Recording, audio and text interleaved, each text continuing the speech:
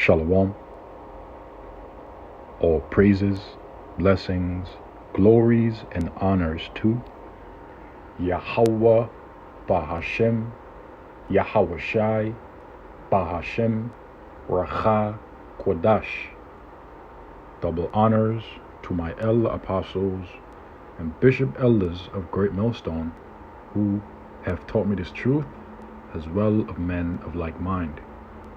Shalom wa chasad, which means peace and mercy, to the elect of the nation of Israel, whom you so-called Negroes, Latinos, Native American Indians, and Israelite foreigners of the seed line of our forefathers, Abraham, Isaac, and Jacob, whom are scattered here in America, which is Babylon the Great, and abroad. To you I say Shalom, and Yahweh Bahashem, Yahweh Shai Ratazah. This lesson is edifying and informative. In the news from the RT, Russia boosting hypersonic missile production. Now, why is Russia boosting hypersonic missile production? Because we are in the season of war, according to the book of Ecclesiastes, the 3rd chapter, the 8th verse. Hence the reason why these nations are preparing for war by beating their plowshares into swords and their pruning hooks into spears. That is to say, that they have been taking their economic wealth and using them towards the research and development, enhancements / modifications of weapons of mass destruction, in particular for ICBM nuclear missiles, which, according to the book of Jeremiah chapter 50 verse 25, are the weapons of the Lord's indignation, which means his righteous anger. So this is the book of Joel chapter 3 verse 9. Proclaim ye this among the Gentiles, among the heathen nations. This is a proclamation from Yahweh Bahashem, Yahweh Shai, to the Gentiles, among the Gentiles, through the mouth of his prophets. Prepare war. Prepare for what war? For the third world's woe, which cometh quickly, according to the book of Revelation chapter 11 verse 14. A war, according to the book of Isaiah chapter 9 verse 5, that will be fought with burning and fuel of fire by reason of those ICBM nuclear missiles. That great host, that great army, pursuant to the book of Joel, the 2nd chapter. Wake up the mighty men, that all the men of war draw near. Draw near where? Draw near the valley of Jehoshaphat, which in the Hebrew is Yahweh Shaphat, which means Yahweh's judgment, which is located in the Arabian Peninsula, in the Middle East. Okay? Wake up the mighty men, that all the men of war draw near, let them come up. Beat your plowshares into swords, and your pruning hooks into spears. And so plowshares and pruning hooks are instruments of agriculture. However, when beaten into swords and spears, they become instruments of cruelty. And so this is just simply a metaphor for these nations to take their economic wealth and use them towards the research and development / enhancements / modifications of weapons of mass destruction. Let the weak say, let weak nations such as North Korea, Iran, India, among many others, now say, I am strong, because now they possess, especially nations including North Korea and Iran, nuclear capabilities. Assemble yourselves and come, all ye heathen. Come where? Come to the valley of Jehoshaphat. Hence the reason why the Lord has been drying up, if it has not been dried up already, the river Euphrates, according to Revelation the 16th chapter, so that the way may be prepared for the kings of the east. Okay, and who are they that are located in the east? Russia, China, okay, Gog and Magog, the chief prince of Meshach and Tubal. Okay, it says, and gather yourselves together round about, thither cause thy mighty ones to come down, which are the angels, O Yahweh Bahashem Yahushai. Let the heathen be awakened, and come up to the valley of Jehoshaphat, for there will I sit to judge all the heathen round about. So the valley of Jehoshaphat is where all the heathen nations will be judged round about, pursuant to the book of 2nd Ezra, the 13th chapter. Okay? And so this is why Russia has been boosting their hypersonic missile production, because we are in a season of war. Hence the reason why these nations have been developing weapons of mass destruction and boosting their existing armory, increasing their production in preparation for the Third World War. Okay, so it says Moscow has utilized the Kinzhal missile, believed to be able to penetrate any existing air defenses in its conflict with Kyiv. And not only will it be used between its conflict in Kyiv, but also during the Third World War. Okay, all these different weapons are a part of the Lord's host, but primarily, mainly, chiefly, the ICBM nuclear missiles, according to Revelation chapter 9 verse 16, which its number is 200,000,000. That is 200 million. So 200 million ICBM nuclear missiles, which is that army that is referred to in Joel the 2nd chapter, is what will be used to destroy America, Babylon the Great, according to biblical prophecy. Russia's Rostec has ramped up the production of hypersonic Kinzhal Dagger missiles. The defense conglomerate's industrial director Bekhan Ozdev has revealed. He added that the amount of other types of military hardware and munitions being churned out has also increased dramatically. On Tuesday, Interfax quoted Ozdev as saying that the figures have for certain munitions have risen up to tenfold. He noted that, among other things, the production of missiles for the Kinzhal, Iskander, and Pantsir systems, aerial bombs, artillery, and tank shells is being ramped up. According to Ozdev, Russian defense manufacturers are making more and more tanks, armored vehicles, and multiple launch rocket systems. The director added that there are also plans to increase the production of military drones, with work ongoing on the development of guided artillery munitions. Back in July, Rostec Deputy CEO Vladimir Ortyukov said that the state-owned company had moved to serial production in earnest.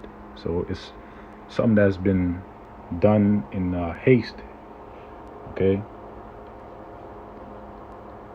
Diligence of Kinzhal missiles, which had previously been limited by a need to fully complete the research and development, which is what these nations have been doing.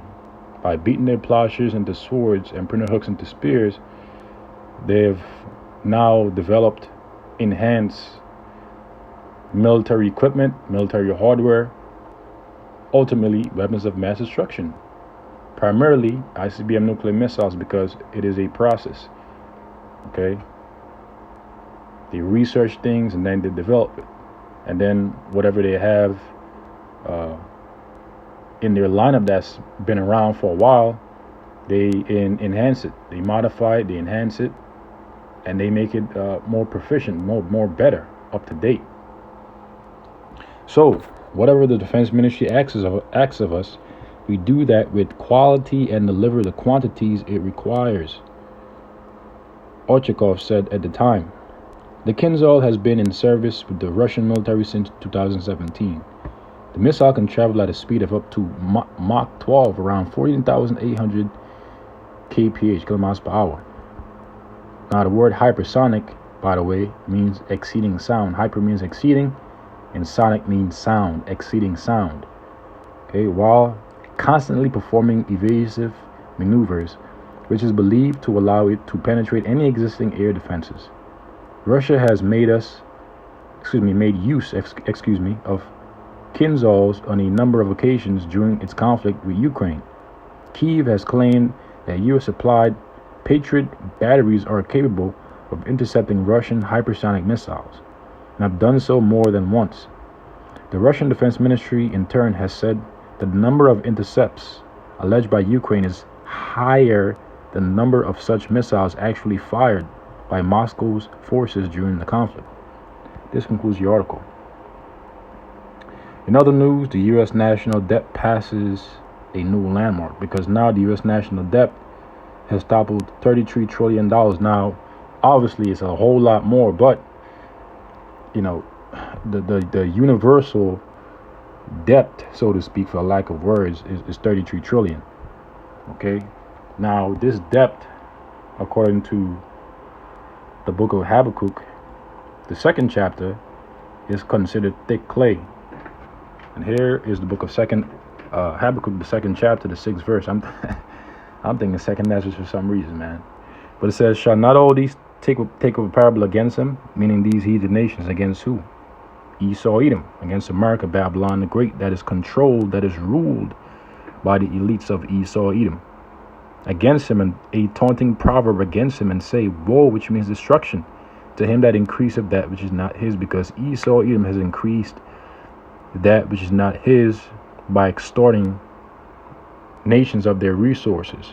Okay, their natural resources that they would have had been able to use to better themselves. Instead, he extorted them of those things and made himself rich, made himself fat. How long? So these nations are saying, how long? How long is this going to continue? And to him that ladeth himself with thick clay. Thick clay in the Hebrew is ibatyat, which means debt, heavy weights, which is that national debt. Okay, the country's gross financial liabilities toppled 33 trillion for the first time on record. Liabilities is debt. U.S. national debt has hit a record high of 32 trillion, according to a daily report detailing the nation's balance sheet published by the Treasury Department on Monday. Right, because when you look at companies' balance sheets during their earnings, when you look at their liability, you'll see how much debt they're in, because companies often leverage liability to make profit. On whatever profit they make, they are then able to pay back their debt and keep the spread in between. Okay, that's how they make their money. Now, it reads on to say the real-time U.S. debt clock website has put the actual debt level at 33.04 trillion and the debt to GDP ratio at 122.4%. Commenting on the reading, Treasury Secretary Janet Yellen claimed that interest costs on the current debt are manageable. Nevertheless, she urged policymakers to act swiftly. The President Joe Biden has proposed a series of measures that would reduce our deficit over time while investing in the economy, she told CNBC. And this is something